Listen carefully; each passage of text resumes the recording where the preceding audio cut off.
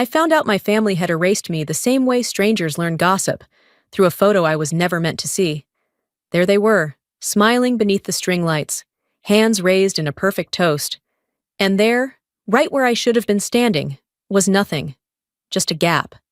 A blank space where someone had carefully cropped me out, like I'd never existed at all. It wasn't sudden.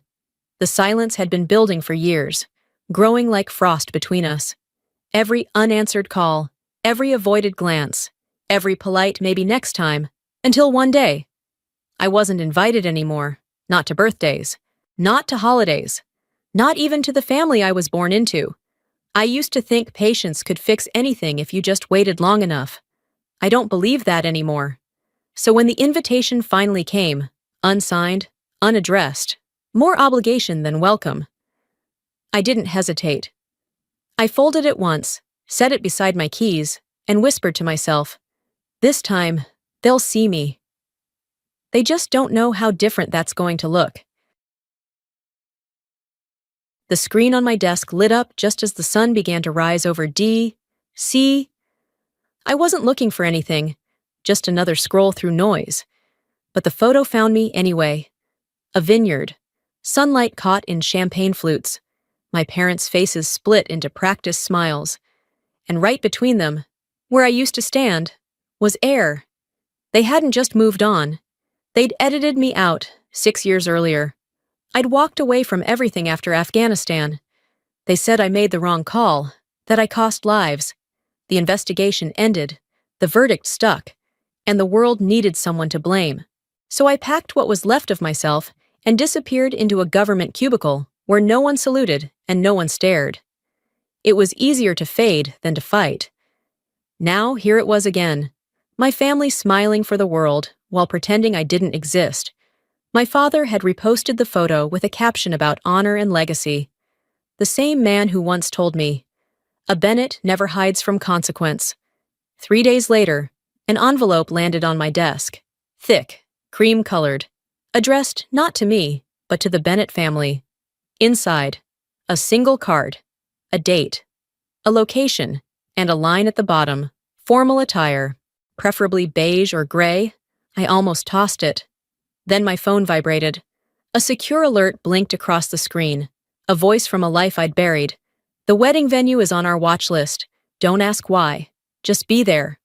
I stared at the uniform folded in my closet, untouched for years. My hands didn't tremble when I reached for it. Some silences don't end. They have to be broken. The road back to Montana felt endless, an old scar reopening with every mile. Wind pushed across the plains, cold enough to sting through the glass. When I finally pulled into the driveway, the house looked exactly as I'd left it. Porch lights still flickering, paint still chipped. But the warmth that once lived there had long been emptied out. My mother opened the door. Elaine Bennett, small and careful, like someone who'd spent a lifetime avoiding sudden movements. She studied me for a heartbeat before whispering that I looked better than she expected. My father didn't bother standing. He just lowered his newspaper long enough to say he was surprised I had the nerve to come back. I didn't answer. We'd both already said too much. Years ago. Dinner was silent, the kind that chews through you more than the food. Marissa barely looked up from her phone. Every gesture rehearsed, polite, mechanical. When I asked if she was ready for the wedding, she smiled without showing teeth. "Everything's taken care of," she said. "He's handling it." Then she excused herself before I could ask who he was. Later that night, as I slipped on my coat to leave, my mother appeared in the hallway holding a small silver box, the kind you'd expect to hold jewelry. But when I opened it, there was only a folded note inside. 3 lines. "Someone is watching Marissa. Don't let history repeat." I looked up, but she was already turning away, her face pale under the kitchen light. She said quietly that some things couldn't be spoken in that house. I wanted to ask what she meant by history, but I already knew. It was the same word people had whispered 6 years ago, the one that had buried my name. When I drove off, the house lights were still glowing behind me, steady as ever. Yet I couldn't shake the feeling that something inside that place had already shifted, like a storm gathering under the floorboards. The next morning, I sat in a corner booth of a cafe in Helena, laptop open, hands wrapped around a mug that had long gone cold. I typed the name of the wedding venue into a classified search portal. Harbor Light Estate, Maine. Within seconds, the results made my stomach tighten. The estate was one of 3 flagged sites under defense investigation, suspected for covert data transmissions to foreign channels. I sent the coordinates to Elias. His reply came fast. Confirmed. We traced a Crown Meridian satellite relay near that estate. Someone's using civilian events as cover for data transfers. Crown Meridian. The name alone was enough to freeze my blood. They were the same contractors who had worked on AresNet, the military AI project I once led before it all went up in smoke. The project had been shut down, declared a failure, and I had been the failure they pinned it on. I pulled the wedding invitation from my bag, reading it again. Down in the corner, so small it could have been missed, italic letters shimmered faintly, supported by Crown Meridian. I called Elias. My voice barely rose above a whisper. Why her? Why my sister? He paused before answering. Not her. You. They want to make sure you never clear your name. And if they bury this data, they bury you for good. I ended the call, sat there for a long time. The wind outside dragged through the trees, rattling the cafe windows. I caught my reflection in the glass, harder now, older, stripped of whatever softness used to live in my eyes. That was the moment I stopped wondering if I should go to the wedding. It wasn't an invitation anymore. It was a summons to the last battlefield I had left. The Maine sky was a dull blur of mist when I reached Harbor Light Estate. Through the fog, the gilded sign read the Bennett Caldwell Wedding, and beneath it, in smaller print, sponsored by Crown Meridian, a company name I thought I'd buried with my past, now engraved under my family's celebration. I slipped into the crowd in a gray dress, the color of someone trying not to exist. The woman at the check-in table asked for my name without looking up. When I told her, her hands froze above the tablet. She tried again, and then offered a tight, rehearsed smile. My name wasn't there. She led me to the overflow seating by the service door, far from the cameras, close enough to hear the hum of the generators. I wasn't forgotten. I was erased deliberately. From my corner, I watched the chandeliers shimmer, the laughter echo, the illusion of happiness looping endlessly. Near the back, 2 men in dark suits hovered over the soundboard, badges glinting with the logo I dreaded. Crown Meridian. I lifted my phone, pretending to take a picture. Through the zoom, I caught one of them inserting a silver USB. A line appeared on the mixer screen. AresNet audio channel connected. They were transmitting data, not music. I rose to move closer, but my mother blocked my path. Her eyes were a warning wrapped in fear. She whispered for me not to ruin this. I asked whether she wanted truth more than peace. She turned away. That was her answer, and our family's curse. I left her there and climbed the stairs to the bridal suite. The scent of lavender hit before I even knocked. Marissa stood before the mirror, veil catching the light. She saw me and stiffened, the warmth gone in an instant. I pointed at the silver necklace around her neck. The pendant gleamed with a faint, steady pulse. My watch caught the signal. Mil Sig 4531, AresNet. My chest tightened. That was my code. Who gave it to you? I asked quietly. Matt. He said it tracks my heartbeat. Tracks more than that. I thought. Crown Meridian had hidden their transmitter on the bride herself. You're sending live data to a stolen defense network. I told her. She laughed, brittle, shaking her head. Then anger replaced confusion. Stop this! Nova! Not today. This isn't about you. Her voice cracked on the last word, but she didn't take off the necklace. I didn't argue. Some truths only surface through consequence. When I stepped out into the hall, my phone buzzed. A message from Elias. They're not transferring data. They're rewriting it. The file is yours. I stopped breathing. They weren't just stealing information. They were erasing the last proof that I'd ever been innocent. I clutched the silver box in my coat pocket, its edges cutting into my hand.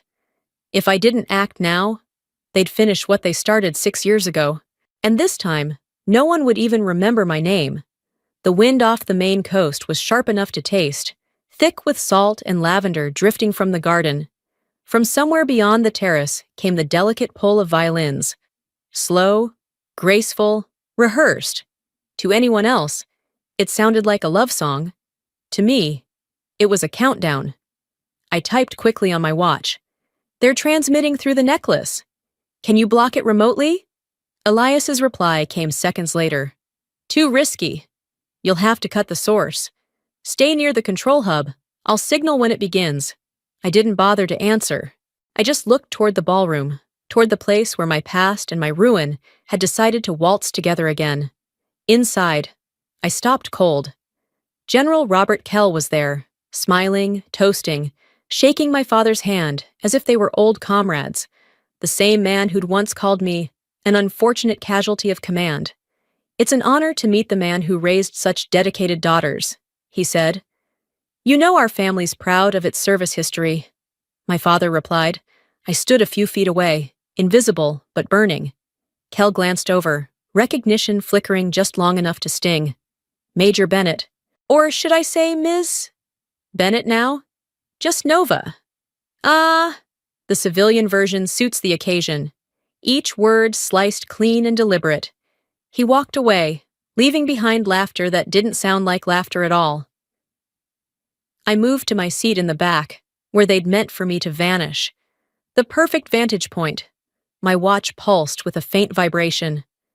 Transfer in 10 minutes, Elias warned. Marissa stood beneath the arch, glowing in her white dress. Guests whispered about her beauty. None of them saw the invisible network flickering to life around her. The orchestra swelled, and my father stepped to the microphone. His voice carried through the hall. Today, the Bennett family proves that honor, loyalty, and legacy never fade. I smiled without meaning to. Honor fades fast when it's built on silence. The lights flickered once. Behind the stage, the cameras began syncing, the signal blooming into the Crown Meridian relay. The transfer had started. I reached into my bag, fingers brushing the silver box. Under the glow of chandeliers, the words inside it gleamed faintly. Don't let history repeat, I whispered, not this time. When the MC asked everyone to turn toward the big screen for the family video, my watch buzzed again. This is it. Act now. I rose, but my mother's hand caught my wrist. Her voice trembled. Not today. Nova, please. Do you know what they're doing? I know, but no one here wants the truth. Her fear was real, but I'd lived with fear long enough to recognize its other name, complicity. You don't have to listen. I said, you just have to see. I pulled free, stepping into the aisle as the room dimmed. Every pair of eyes turned toward the screen. The MC's voice rose above the soft hum of conversation. Before we continue, we'd like to honor our veterans. If any guests have served this country, please stand to be recognized. Chairs scraped, polite applause. Kell rose first, smiling to the cameras, and then Elias stood, adjusted his tie, faced me. His voice cut through the hall, steady, unmistakable. Major General Nova Bennett, ma'am. The sound cracked open the room. Applause died mid-air. Glass shattered somewhere. Every face turned toward me, the woman they'd chosen not to see. I stood. The spotlight caught me full on. I didn't speak. I didn't need to. The screen flickered. The wedding montage vanished, replaced by a desert, the mission that had ended everything. My voice came first. Civilians confirmed, hold fire, repeat, hold fire. Then Kell's voice. Let her take the blame. She's replaceable. The crowd gasped. My mother sobbed. My father's face went gray. Kell lunged for the mic, shouting that it was fake. I stepped forward. No, General, this is what you buried. I'm the one you called replaceable. The ballroom doors opened. 2 federal agents entered, badges raised. Robert Kell. You are under federal investigation for falsifying defense intelligence. Marissa unclasped her necklace. The light inside it blinked once, then died. On the screen behind her, new words appeared. AresNet, data integrity restored. Kel turned as they cuffed him. His voice was hoarse. You were always a wild card. Nova. I met his gaze. No, sir. I was the truth you couldn't control.